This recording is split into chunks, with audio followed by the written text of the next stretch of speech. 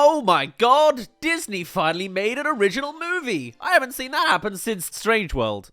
But if we were only counting musicals, then that takes us as far back as Encanto. Disney now may be king of the remake, but they've been fairly consistent with originals too. And what an original this is! We've seen the title and some artwork scraps out from D20 late last year, but now finally seeing it in motion, and I quite like how it looks. Literally. The tides of the animation industry have certainly been moving, if even Disney are advocating for the more stylized visual effect. It's still incredibly Disney in character design, but now it feels like these guys are like animated cutouts from a genuine child's watercolor book. It is a fairy tale come to life before our very eyes. And as for the plot, it's very Disney.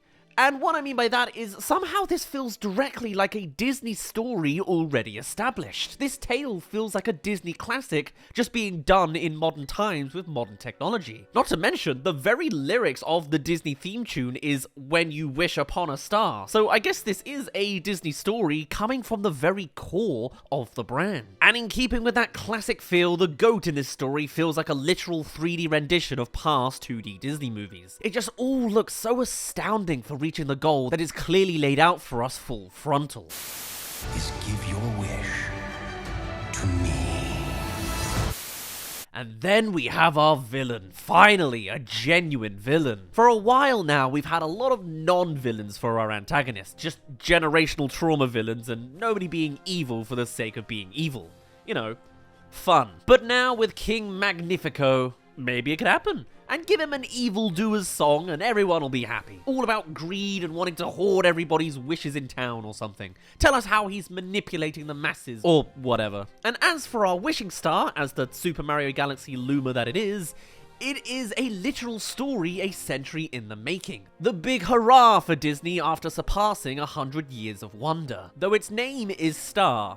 Really pushing on the simplicity for that one, Disney. And also, it's literally 2D. In keeping with that archaic style with a little technology on their side, this movie is a blending of 2D and 3D elements, and it works really, really nicely. And it's not just the Luma star, it's in the background designs and everything. Look at that sky and the buildings in the back of this town, man. Every frame is like a painting, and that's 100% what they're going for, of course. We actually did a video covering the Disney short Paperman that came packaged with Wreck-It Ralph, which had much of the same vibes, being a distinctly classic-looking art style mixed with the modernisms of making it work in 3D. It was to the point that you could freeze at any frame and have yourself an essentially classic-looking 2D picture. This idea is one that Disney has clearly been brewing on for a while. They wanted to make sure they could nail this stylization just right, and apparently, who knows how many years later, they've made it a reality.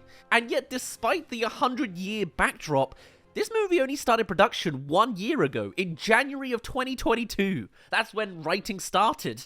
Damn. It didn't work. When does the magic happen, huh? I actually really like the outlines of the characters. This may be a strange personal preference of mine. I always quite liked certain cel-shaded looks. I always gush about cell damage when I find the rare opportunity to bring it up, so to see it coming up more and more in modern animated films is a plus, at least for me. Not sure if the same can be said for the general population on that point though. Even in the character performance, you can see that our new Disney princess Asha is a blending of all sorts of classic princesses mixed in there. This is a collaborating piece born from 100 years of experience to blend all together, and I do not hate it. It's not extreme on the stylization and still very much watered down through the Disney filter, but it's a nice little change of pace. Who'd have thought after so many years of overcomplicating the nuanced stuff, sometimes we just need something a little simpler, a little more pantomime. That place is within reach. Although, this is a gateway movie. You understand what the production of this movie means for the future of animated Disney movies, right? We've seen demonstrably clearly that if Disney has a hitter of a movie, then they are more than willing to release it again, refreshed in a whole new visual of live action, for each and every possible installment that Disney has. And you can bet, if given the opportunity, they will do them all again for a third time. Picture it. Sleeping Beauty, not remade in live action, but remastered in cinematic 3D. Aptly attuned to upkeep the same old stylizations we would all be familiar with, but with a more technological lens that have our characters actively beaming off of the screen. Like a screen version of a pop-up book, or a twisty version of those 3D glasses films. And I mean, just from looking at the results of this movie on the eyes, I think they might have nailed it. You know, after the commercial failure of Lightyear and Strange World, it looks like Disney's been dying for another hit for the cinemas, and Elemental and Wish are looking to be just it. Reportedly, they were considering extending the theatrical window for both of these projects, so let's see if they do it. And if they do, let's see how it pays off for them.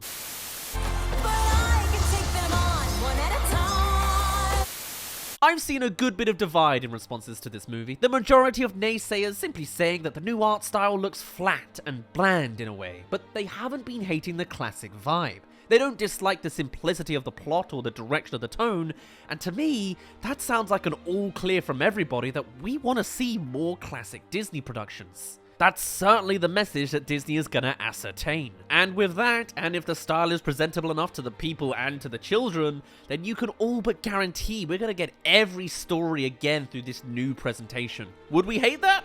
Yeah, probably, but maybe not as bad as live actions. The fault in the Lion King remake is that in putting everyone in such a photorealistic aesthetic, these characters cannot animate even closely well to their 90s counterparts.